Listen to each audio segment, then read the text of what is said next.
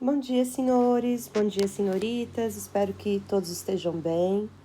Hoje nós vamos começar a nossa aula do terceiro bimestre. Nós vamos falar a respeito do modernismo.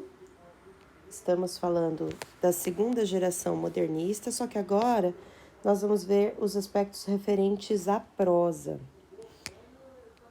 Como vocês devem ter percebido aqui, a prosa da segunda geração, ela é chamada de fase construtivista ou regionalista. Isso acontece porque essa segunda geração não tem mais aquela necessidade de destruir, de desconstruir os modelos do passado, como aconteceu na primeira geração. Agora, eles conseguem já utilizar essas conquistas do passado, aquilo que foi bom, aquilo que é clássico, mas que é considerado adequado, com as conquistas dessa primeira geração. Uma linguagem mais solta, mais fluida, mais próxima do dia a dia das pessoas. E isso é muito bom. Faz com que o texto seja muito mais próximo de nós e se torna muito mais fácil de ler, né? Até porque, temporalmente, é uma geração que está mais próxima de nós. E essa segunda geração também é chamada de prosa regionalista porque ela vai focar muito os aspectos regionais do Brasil. Então, em várias obras a gente tem como foco a região Nordeste, em algumas o Sul do país, e sempre mostrando os aspectos regionais, porque o Brasil ele é grande e múltiplo. E aí essa multiplicidade é passada para nós através dos romances dos autores de cada região.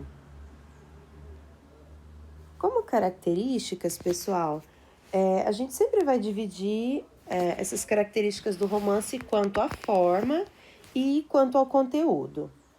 A forma vai falar da estrutura dessas obras, o tipo de linguagem. Então, aqui a gente percebe que a linguagem dessa segunda geração é uma linguagem bem simples, bem próxima do dia a dia. Não é uma linguagem rebuscada, erudita, nada disso. Busca a simplicidade mesmo. E com isso tem-se uma liberdade no uso da linguagem. Algumas expressões, a gente tem também, entre outras coisas, a liberdade no que diz respeito ao tipo de personagem, a fala do narrador, não tem uma obrigatoriedade em relação à linguagem. A linguagem do narrador tem que ser mais formal do que a linguagem da personagem. Não, agora não tem mais isso. A liberdade é dada ao autor e ele usa a linguagem da maneira como ele achar que deve. Outra coisa que chama atenção é que os períodos, na maioria dos romances, são mais curtos. E isso faz com que o texto seja um texto mais fácil de entender, mais fluido e até mesmo mais rápido, né? Se nós compararmos com uma narrativa realista, por exemplo, aquela minuciosidade, aqueles períodos longos, tudo isso deixa o texto mais devagar. E aqui não, a gente tem um pouco mais de ação, né? É bem mais tranquilo de se ler. E também a gente tem aqui o falar regional. A gente vai ter muito do Nordeste nessas obras. A gente vai ter muito do Sul nessas obras. E a gente percebe que, dependendo da obra que a gente lê, essas expressões regionais mudam, assim, totalmente. E a gente tem que parar e perceber o que aquilo significa dentro do contexto. E é bem interessante, é como um retrato, né, de uma época, como um retrato de uma região. E agora, no conteúdo, o assunto, o que é que essas obras vão trazer para nós? Primeiro, vale destacar que o foco é o mundo contemporâneo. Eles vão falar da época em que eles vivem. Não vai se falar do passado e nem do futuro, né? Esses autores querem retratar a vida moderna. Só que isso não é feito de uma maneira sonhadora. Agora, eles vão mostrar uma visão crítica sobre as relações sociais. Até pelo contexto, né, histórico que a gente já estudou junto com a poesia da segunda geração, Vocês devem lembrar que a gente está falando de um contexto de Segunda Guerra Mundial, um contexto em que a gente tem lutas de classe, comunismo, muitas mudanças de pensamento. Então, esses autores eles vão destacar, sim, uma visão mais crítica dessas relações sociais, mostrando aquilo que realmente está errado no relacionamento entre as pessoas. Isso também vem associado à denúncia de uma realidade social que desagrada muito, né? A questão da seca no Nordeste é algo que até hoje nós vivemos e naquela época é feita essa denúncia, né? De pessoas que são excluídas, que são marginalizadas, que são esquecidas na sociedade brasileira. Era um problema até então para o qual ninguém tinha olhado. E através de vários autores dessa região a gente tem essa denúncia. Esses autores, na sua grande maioria, também são engajados politicamente, né? Se nós pararmos para observar a biografia de alguns deles, a gente vai ver que o Jorge Amado, por exemplo, foi membro do Partido Comunista, que já estava vigente, né, nessa época. O próprio Graciliano Ramos chegou a ser prefeito de Palmeira dos Índios, que era a sua cidade. Então, eram pessoas que tinham engajamento político. A própria Raquel de Queiroz, né, em O 15, mostra a Conceição com um ponto de vista diferente sobre o papel da mulher, né, naquela época. Então, esse engajamento político que acontece na vida desses autores fica evidente também nas suas obras. E por último aqui, nós destacamos o regionalismo, essa cor local. Quando falamos isso, nós destacamos que esse regionalismo não fica somente na linguagem, mas sim que ele aborda tudo, né? Ele vai estar presente na descrição das personagens, da sua vestimenta, na sua maneira de se comportar, também na paisagem. Chega um momento mesmo que às vezes a personagem e a paisagem se confundem, né? Como é o caso de Fabiano em Vidas Secas. Os olhos dele eram tão azuis quanto o céu daquela região, a sua cor de barba, né, avermelhada como aquela terra, como aquela paisagem. Então, meio que se fundem a personagem e a região, a paisagem, certo? Falando um pouquinho mais, nós temos aqui em destaque a tela da Tarsila do Amaral, Cactos e Suculentas. Ela vem mostrando exatamente que aquela região, apesar de ser uma região árida, podia trazer para nós muita beleza, né? E ela destaca isso nessa tela. Aqui logo abaixo, o chão rachado, né? Que muitas vezes esteve em diversas reportagens como uma forma mesmo de denúncia dessa terra que é árida, é difícil e muitas vezes é esquecida. E logo acima nós temos o sertanejo, né? Esse homem forte que todos os dias luta pela sua sobrevivência, apesar do ambiente hostil, apesar de tudo ser desfavorável a ele, né? Mas ele luta para sustentar a si e a sua família. Então são imagens muito interessantes nas quais vale a pena a gente refletir. E para a gente começar a falar dos autores, pessoal, nós temos aqui o Graciliano Ramos. Graciliano Ramos é um dos grandes nomes da literatura brasileira, dessa segunda geração. Ele tem diversas obras, viu, pessoal? São muitas, mas aqui eu listei as principais. Caetés. A gente tem também São Bernardo, Angústia e Vidas Secas.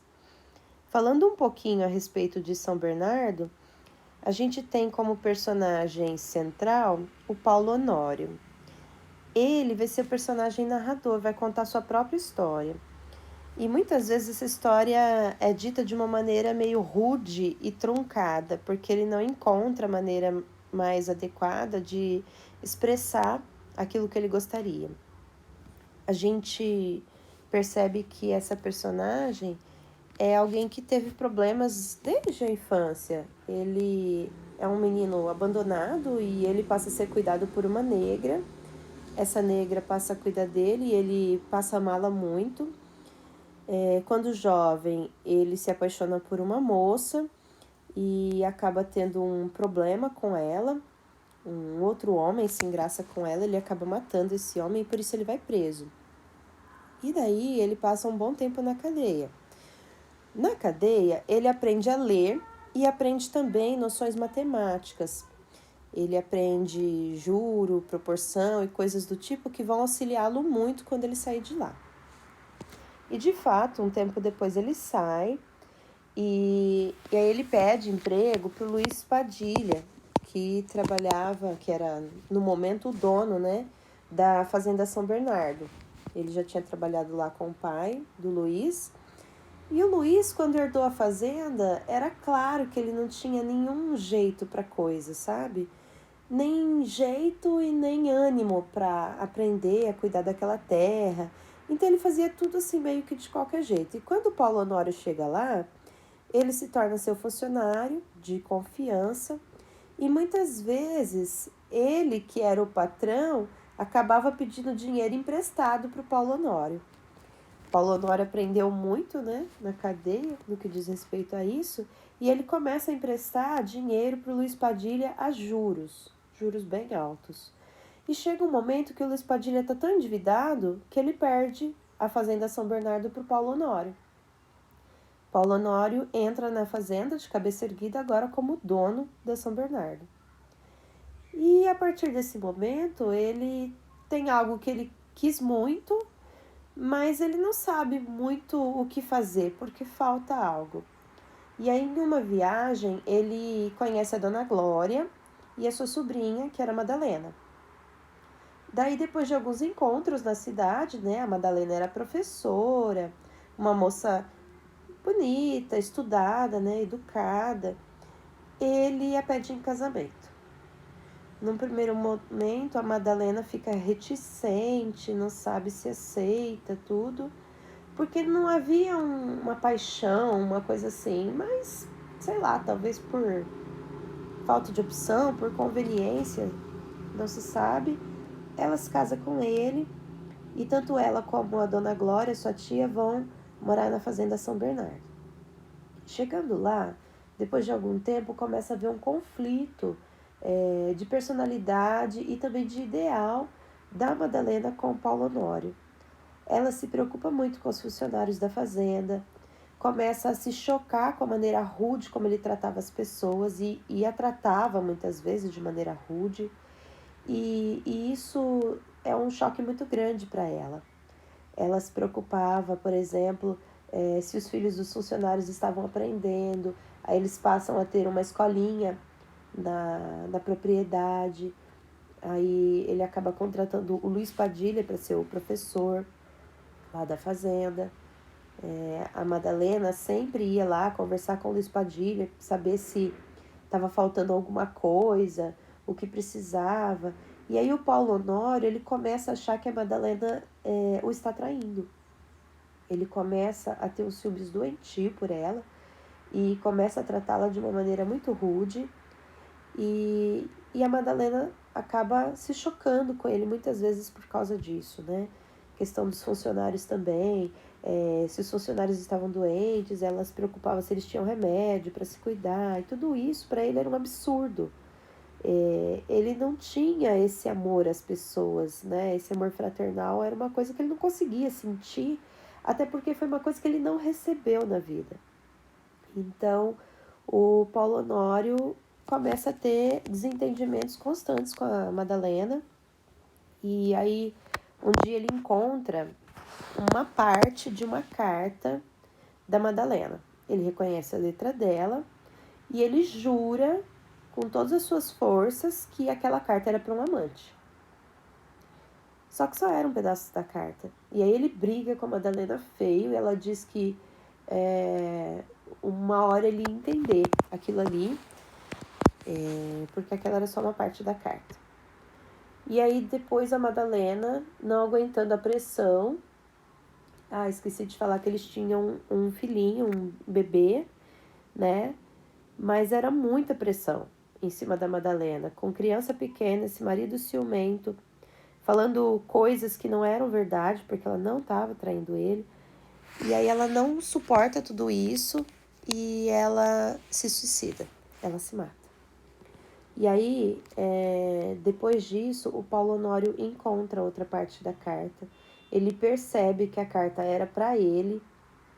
E aí ele se sente, assim, muito frustrado. Ele sente muito remorso, porque ele sabe que ele foi, de maneira geral, responsável pelo que aconteceu com a Madalena, né? Por ela não ter suportado tanta pressão. E aí depois, no fim das contas, a Dona Glória vai embora, ele fica sozinho com o filho e um dos seus principais ajudantes, né?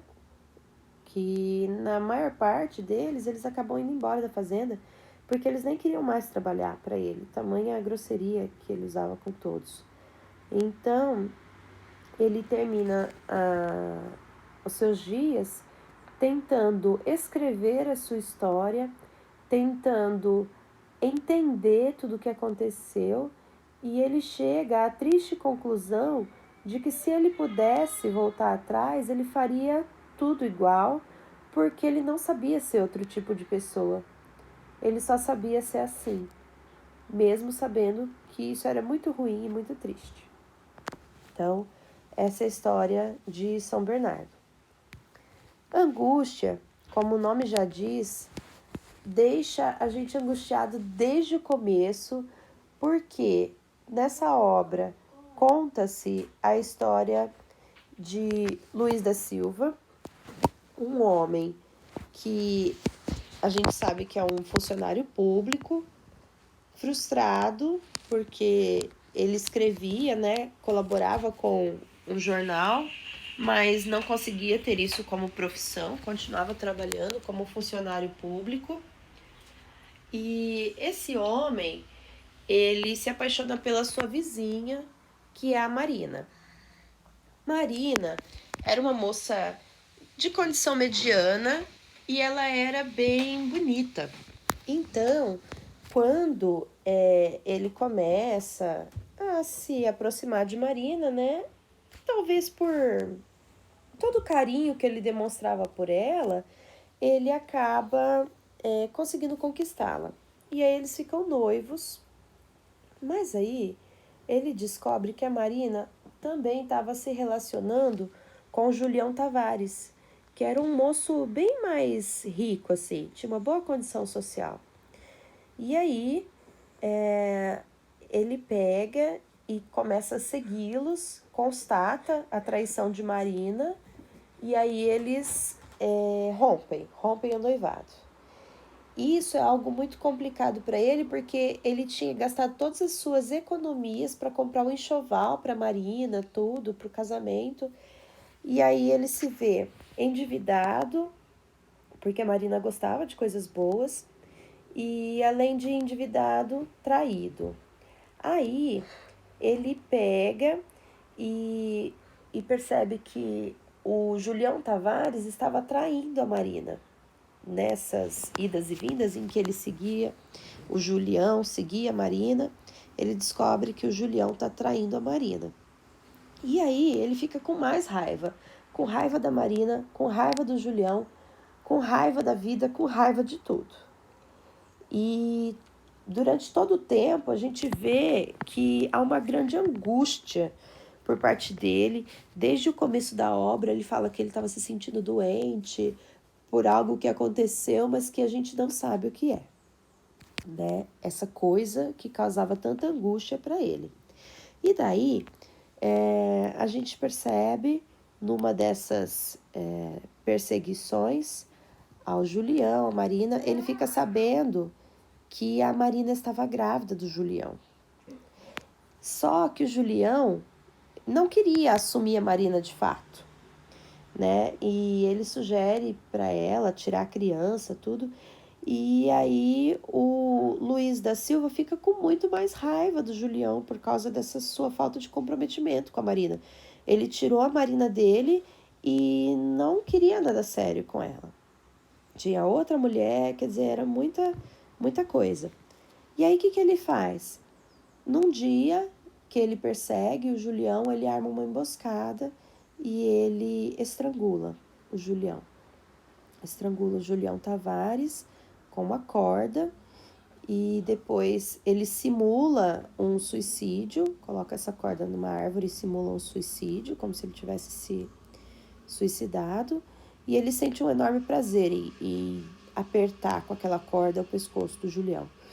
E depois ele vai para casa, tenta eliminar as provas, fica com muito medo, fica adoentado, chega a não trabalhar no outro dia, e aí é que ele conta isso para nós e que nós vamos entender o motivo de tanta angústia, né? A angústia, na verdade, era decorrente de ter assassinado Julião e ter dado vazão à sua raiva, o que, em vez de ajudá-lo, causou uma situação ainda pior. Ele estava angustiado e sem saber agora o que fazer, sem saber o que ia acontecer, achando que a polícia ia chegar a qualquer momento. Então, essa é a história de angústia. Vidas Secas vai falar um pouquinho a respeito de uma família de retirantes. Fabiano e a sua esposa, Sinhá Vitória, eles estavam fugindo no meio do sertão por causa da seca. Eles tinham 2 filhos, o menino mais novo e o menino mais velho. E eles tinham também uma cachorrinha e o nome dessa cachorrinha era Baleia. Percebam que o nome dos meninos não é mencionado em momento nenhum. Sempre são mencionados como o menino mais novo e o menino mais velho. Mas a cachorra tinha nome. A cachorra se chamava Baleia. E eles também tinham um papagaio, que eles levam na gaiola, né, durante a viagem. Só que, pobrezinho do papagaio, eles estavam com tanta fome, e não tinha mais nada para comer. E aí, o que aconteceu? Eles acabam matando o papagaio para comer. Então, eles comem o papagaio e aí só sobram os adultos, né, as 2 crianças e a cachorra-baleia. Aí, eles chegam numa região onde tem uma fazenda e essa fazenda está abandonada. Mesmo assim, o Fabiano percebe que havia condição de se instalar ali. Ele se instala, tinha um pouquinho de água ainda no açude e ali eles ficam. Eles começam a cuidar da casa, um casebre, fazem a casa ficar habitável. E aí, depois de um tempo, chega o dono da fazenda. E o dono da fazenda tenta dizer para ele que ele estava invadindo, tenta ficar bravo com ele. E aí, o Fabiano, que não sabia conversar direito, não sabia se expressar direito, ele lá da sua maneira explica para o patrão que só o que ele queria era emprego, que ele gostaria de trabalhar para ele, e aí ele... para ele não ia estar perdendo nada, porque a fazenda estava abandonada mesmo. Então, o Fabiano fica lá, começa a criar alguns bois, começa a criar algumas cabras, tudo. E aí eles começam a ter uma vida digna, né? Vivendo ali. Só que algumas coisas acontecem. Se nós observarmos o Vidas Secas, ele é considerado por muitos críticos da literatura como um romance desmontável. Por quê? Porque tirando o episódio assim do Soldado Amarelo e em um encontro com o Soldado Amarelo um ano depois, fora essas 2 partes, a gente pode trocar os outros capítulos da obra de lugar e ler de maneira aleatória, que não faz muita diferença, né? Porque os capítulos são meio que independentes. Daí, que nós temos de informação? A gente vê que assim a Vitória tinha um pouco mais de instrução do que o Fabiano, era boa em contas, e ela percebe que o patrão estava sempre roubando o Fabiano nas contas. E daí, ela faz o seguinte, ela fala para ele, você tem que falar com o patrão, porque as contas dele estão erradas, está sempre dando menos do que o que de fato a gente tem que ganhar. E aí, ele fala com o patrão fica bravo, ameaça mandá-lo embora de lá. E aí ele pega e fala, quer saber? Não foi nada não, deixa pra lá. E ele acaba ficando com prejuízo.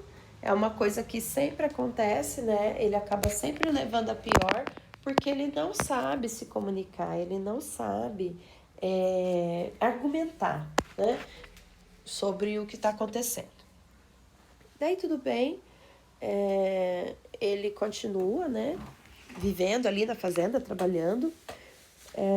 Aí tem um episódio do menino mais novo e mostra que ele era apaixonado pelo Fabiano, ele queria ser como o pai, vestia a roupa do pai de vaqueiro. E aí, para impressionar a cachorra-baleia e para impressionar o irmão mais velho, ele sobe numa cabra para tentar fazer igual o Fabiano fazia, né, em cima dos cavalos, dos bois. E aí ele leva um tombo, fica morrendo de vergonha do irmão e da cachorra. Também tem um episódio que é o menino mais velho, em que esse menino se apaixona pelas palavras, né? E aí, num determinado momento, ele mostra que ouviu a palavra inferno, e aí ele fica achando aquela palavra tão bonita, né? Inferno, inferno, inferno. E aí ele vai perguntar para a mãe dele o que era inferno, e aí a mãe dele fala que era um lugar quente, com espetos e cheio de coisas ruins. E aí ele questiona, fala, mas uma palavra tão bonita significa uma coisa tão ruim, eu não acredito nisso. Aí a mãe dele fica brava com ele e acaba dando uns croques na cabeça dele. E ele vai embora chateado se consolar com a cachorra-baleia, que era amiga de todo mundo, né? Daí tem o episódio do Soldado Amarelo, que era assim, que era chamado um soldado por causa da cor do seu uniforme. O Fabiano vai para a cidade comprar suprimentos necessários, né? Querosene, alguns tecidos para fazer roupa, que assim a Vitória tinha pedido. E aí, em vez de comprar as coisas e voltar embora, o Fabiano para tomar uma cachaça, né, da venda. E aí, o que acontece? Esse soldado estava sem par para o jogo de cartas e ele chama o Fabiano para jogar com ele. O Fabiano era uma pessoa que não sabia dizer não, principalmente para alguém que ele considerasse uma autoridade. Naquela época, um soldado, né, a polícia, qualquer coisa assim, por ele era tido como autoridade e ele não podia recusar. E aí ele vai jogar com o soldado, eles perdem, o soldado tenta culpar o Fabiano por ter perdido e briga com ele, fala muitas coisas para ele e o Fabiano tentava não falar nada, mas aí ele explode e xinga a mãe do soldado. E aí o soldado pega os amigos, bate no Fabiano, manda o Fabiano pra cadeia. O que era um tremendo abuso de autoridade, né? E aí o Fabiano, se sentindo humilhado, passa a noite preso na cadeia, pensando que assim a Vitória estava sozinha com os meninos, que eles estavam sem querosene, sem fogo para se aquecer, pensando muita coisa, pensando na humilhação. E aí no outro dia ele é solto, volta, conta por cima para assim a Vitória o que aconteceu. E ele fica sempre frustrado com essa situação, pensando nesse soldado amarelo, que era muito errado uma pessoa usar sua autoridade para fazer algo assim, bater em pessoa de bem, bater em pessoa inocente, né, maltratar, porque ele estava com os amigos dele, que se fosse em outra situação ele não faria isso. E aí, um ano depois, mais ou menos, esse mesmo soldado amarelo se perde no meio da caatinga e Fabiano, quando está andando no meio da caatinga, cortando, né, a vegetação com seu facão, ele encontra esse soldado amarelo. E aí, esse soldado fica tremendo, porque provavelmente reconheceu Fabiano, sem fala, sem conseguir pedir o caminho de volta. E naquele momento, em uma fração de segundos, Fabiano pensa um monte de coisas. Relembra a humilhação da cadeia. Ele pensa que naquele momento aquele homem era um homem frágil, franzino, que com um soquinho o Fabiano podia acabar com ele, que naquele ambiente que era o ambiente dele, do Fabiano, aquele homem não era nada. Mas aí o Fabiano tem uma visão muito subserviente e ele pensa consigo mesmo: governo é governo. E ele não tem coragem de desrespeitar alguém que ele achava que era uma autoridade. Ele pega, aponta o facão e indica para o soldado amarelo qual era a estrada para ele voltar para a cidade. E aí o soldado vai embora e ele não faz nada com o soldado. Bom, aí depois disso, a cachorra-baleia começa a ficar doente, e aí o Fabiano vê que não tinha outro meio a não ser sacrificá-la. E aí ele pega e atira nas patas de trás da baleia, não consegue assim pegar em cheio, né? Pega as patas de trás e ela sai se arrastando, delirando e se esconde do Fabiano, pensando o que ele estava fazendo com aquela coisa, com aquela arma, né? Tão estranha ali. E aí a cachorrinha pega e se esconde e começa a sonhar, delirar com um paraíso. Na cabecinha dela, ela estava num paraíso cheio de preás. Preá é um roedor grandinho, como se fosse um furão. Então, ela fica sonhando com um paraíso cheio de preás, porque muitas vezes ela caçava os preás para levar para a família, né? Para a família abater e comer. Então, ela fica sonhando com um paraíso cheio de preás enquanto ela morre, depois de ter sido sacrificada pelo Fabiano. Percebam que a cachorra, ela é mais, assim, personalizada, tem mais característica de gente do que as próprias pessoas, porque o Fabiano, assim, a Vitória, eles não sabiam conversar. Muitas vezes eles se expressam por expressões guturais, sabe? Coisa assim. Então, é algo que chama muita atenção em Vidas Secas, é isso. A linguagem é seca, a linguagem é árida, as personagens nem conseguem se expressar. Então, as personagens muitas vezes são animalizadas e a cachorra é personificada. Daí, começa a chegar na fazenda um bando de aves, que ele chama de aves de arribação. Essas aves são aves, como fala, migratórias. E elas vêm em bando e começam a beber o pouco de água que eles ainda tinham no açude, porque já estava começando a época da seca. E aí o Fabiano fica desesperado vendo aquelas aves acabando com o pouco de água que ele tinha para dar para os animais, para cuidar da família. E ele pega a sua arma, espingarda, não sei, e ele soca, põe a pólvora dentro da espingarda, da arma, só que ele não soca a pólvora para compactar. E aí, quando ele faz isso, ele atira para cima na árvore onde estavam pousadas essas aves e elas começam a cair mortas, né? Porque aí a pólvora espalha e os estilhaços pegam em várias delas, elas começam a cair.